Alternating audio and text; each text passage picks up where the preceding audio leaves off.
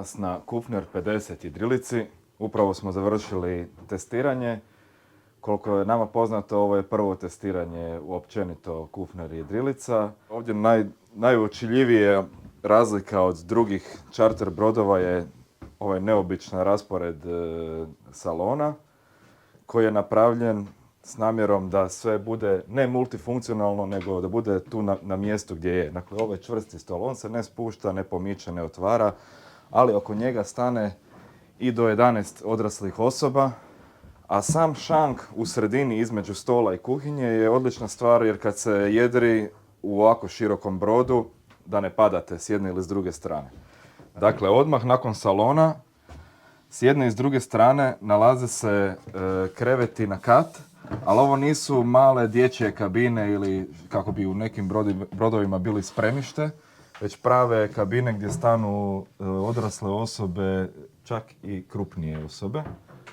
Onda u nastavku s jedne strane je WC, vrlo komodan sa krovnim prozorom, bokaportom, a s druge strane je velika tuš kabina gdje stvarno ima puno mjesta, također sa svojim prozorom, tako da se uvijek može lijepo prezračiti.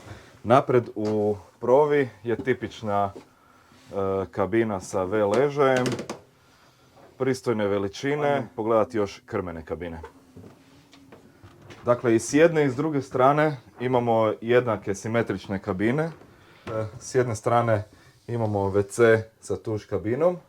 U svakoj kabini, dakle u ovima u krmi, u sredini i u provi je izdašna količina ormarića. A sad kad već držim vrata ormarića, možete malo približiti kameru. Dakle, ovo nije tanka šperplača koja će puknuti ako se malo jače zalupi. Ovo je skoro 2 cm, 1,8 debljina čvrstog laminiranog drva. Sve dolazi sa ovim kukicama, tako da ništa tijekom jedrenja se ne otvara i ne raspada se. Nadalje, na svakom rubu koji se inače hvata je masiv. Dakle, ništa se ovdje neće oštetiti ako se malo jače lupi, osloni ili čak da se i ošteti. To je stvar koja se može popraviti ili zamijeniti. Neće puknuti cijela ploča. Motor se nalazi na standardnom mjestu u sredini ispod stepeništa. Lijepo se otvara, pristupačno je. Svaka Kufner jedrilica dolazi sa Janmarovim motorom. Ova tu 50-ka opremljena je sa 80 konja. A osim ovog pristupa odozgo, odnosno ispred, imamo i sa svake strane kroz krmene kabine. Jedrilica je opremljena Carbo Nautico timunom slovenske proizvodnje, Harken vinčevi, a tu odmah ispred kokpita imamo jednu zgodnu stvar koja se zove sunčalište, gdje će se svi rado zavaliti. Iz skiperske pozicije ne samo da ćemo imati najbolji pogled na ono što se događa ispred i okolo nas, nego ćemo imati odličan pristup stolu, hladnjaku, stol koji se može naravno proširiti i kad se jedan član od posade odluči kuhat, tu ima jedan zgodan roštiljčić.